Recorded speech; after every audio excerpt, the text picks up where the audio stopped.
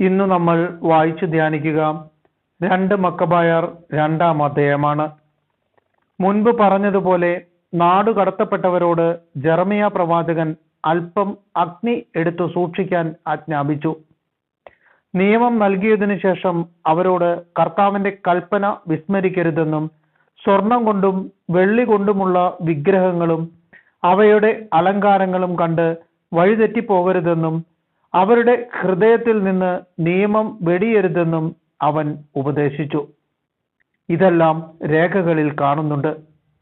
രേഖയിൽ ഇങ്ങനെയും കാണുന്നു: ദൈവത്തിന്റെ അരുളപ്പാടനുസരിച്ച് കൂടാരവും പേടകവും തന്റെ പിന്നാലെ കൊണ്ടുവരാൻ പ്രവാചകൻ കൽപ്പിച്ചു. ദൈവം നൽകുന്ന അവകാശ ഭൂമി കാണാൻ മോശ കയറിയ മലയിലേക്ക് അവൻ പോയി. അവിടെ ജെറമിയ ഒരു ഗുഹ കണ്ടു. കൂടാരവും പേടകവും ധൂപപീഠവും അതിൽ വെച്ച് പ്രവേശനദ്വാരം അടച്ച് ഭദ്രമാക്കി. അനുയായികളിൽ ചിലർ അങ്ങോട്ടുള്ള വഴി അടയാളപ്പെടുത്താൻ മുതിർന്നെങ്കിലും വഴി കണ്ടുപിടിക്കാൻ കഴിഞ്ഞില്ല. ജെറമിയ ഇതറിഞ്ഞ് ശകാരിച്ചുകൊണ്ട് പറഞ്ഞു: ദൈവം തന്റെ ജനത്തെ വീണ്ടും ഒരുമിച്ച് കൂട്ടുകയും അവരോട് കരുണ കാണിക്കുകയും ചെയ്യുന്നതുവരെ ഈ സ്ഥലം അജ്ഞാതമായിരിക്കും. അന്ന് കർത്താവ് ഇത് വെളിപ്പെടുത്തും. മോശയുടെ കാര്യത്തിലും സ്ഥലത്തെ പവിത്രീകരിക്കണമെന്ന് പ്രാർത്ഥിച്ച സോളമന്റെ കാര്യത്തിലും സംഭവിച്ചതുപോലെ കർത്താവിന്റെ മഹത്വവും മേഘവും അന്നും പ്രത്യക്ഷപ്പെടും. ജ്ഞാനിയായ സോളമൻ ദേവാലയ പൂർത്തീകരണത്തിന്റെയും പ്രതിഷ്ഠയുടെയും ബലി അർപ്പിച്ചു എന്ന് വ്യക്തമാണ്. മോശ കർത്താവിനോട് പ്രാർത്ഥിച്ചപ്പോൾ ആകാശത്തു നിന്ന് അഗ്നി ഇറങ്ങി ബലിവസ്തുക്കൾ ദഹിപ്പിച്ചതുപോലെ സോളമൻ പ്രാർത്ഥിച്ചപ്പോഴും സംഭവിച്ചു. പാപപരിഹാര ബലിയായി അർപ്പിക്കപ്പെട്ടവ ഭക്ഷിക്കാൻ പാടില്ലാത്തതിനാലാണ് അവ ദഹിപ്പിക്കപ്പെട്ടത് എന്ന് മോശ പറഞ്ഞു. സോളമൻ 8 ദിവസം ഇതുപോലെ തിരുനാൾ ആഘോഷിച്ചു. ഇക്കാര്യങ്ങൾ രേഖകളിലും നെഹമിയായുടെ സ്മരണകളിലും എഴുതപ്പെട്ടിട്ടുണ്ട്. നെഹമിയ ഒരു ഗ്രന്ഥശാല സ്ഥാപിച്ചെന്നും രാജാക്കന്മാരെയും പ്രവാചകന്മാരെയും കുറിച്ചുള്ള ഗ്രന്ഥങ്ങളും ദാവീദിന്റെ കൃതികളും സ്വാഭീഷ്ട കാഴ്ചകളെ കുറിച്ചുള്ള രാജാക്കന്മാരുടെ ശാസനങ്ങളും അതിൽ സംഭരിച്ചെന്നും അവയിൽ കാണുന്നു. കൂടാതെ യുദ്ധത്തിൽ ഞങ്ങൾക്ക് നഷ്ടപ്പെട്ടു പോയ ഗ്രന്ഥങ്ങളും യൂദ സംഭരിച്ചു. അവ ഞങ്ങളുടെ കൈവശമുണ്ട്. നിങ്ങൾക്ക് ആവശ്യമുണ്ടെങ്കിൽ ആളയക്കുക, കൊടുത്തുവിടാം. ഞങ്ങൾ ശുദ്ധീകരണ തിരുനാൾ ആഘോഷിക്കാൻ തുടങ്ങുകയാണ് എന്ന് അറിയിക്കാനാണ് നിങ്ങൾക്ക് ഈ കത്തെഴുതുന്നത്. നിങ്ങളും ഈ തിരുനാൾ ആചരിക്കുമല്ലോ. നിയമം വഴി വാഗ്ദാനം ചെയ്തിരുന്നതുപോലെ ദൈവം തന്റെ ജനത്തെ രക്ഷിക്കുകയും അവർക്ക് അവകാശം തിരികെ കൊടുക്കുകയും രാജത്വവും പൗരോഹിത്യവും വിശുദ്ധീകരണവും പുനഃസ്ഥാപിക്കുകയും ചെയ്തു. ദൈവം നമ്മുടെ മേൽ താമസിയാതെ കരുണ കാണിക്കുമെന്നും ഭൂമിയുടെ എല്ലാ ഭാഗങ്ങളിലും നിന്ന് നമ്മെ തന്റെ വിശുദ്ധ സ്ഥലത്ത് ഒരുമിച്ച് കൂട്ടുമെന്നും ഞങ്ങൾക്ക് പ്രത്യാശയുണ്ട്. കാരണം അവിടുന്ന് നമ്മെ വലിയ അനർത്ഥങ്ങളിൽ നിന്ന് രക്ഷിക്കുകയും തന്റെ സ്ഥലം ശുദ്ധീകരിക്കുകയും ചെയ്തു. ഗ്രന്ഥകാരന്റെ മുഖവുര.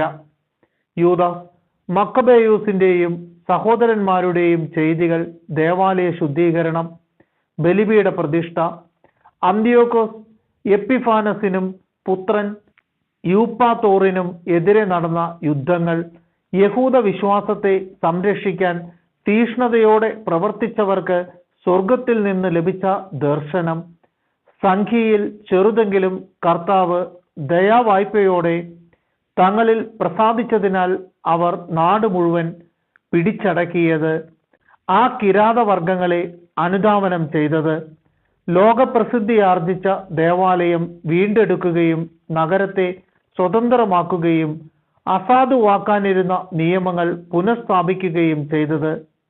ഇവയുടെ വിവരണം കിരേനേക്കാരൻ ജാസൻ 5 വാല്യങ്ങളായി തയ്യാറാക്കിയിട്ടുണ്ട്. അത് ഒരു പുസ്തകത്തിൽ സംക്ഷേപിക്കാൻ ഞങ്ങൾ ശ്രമിക്കാം.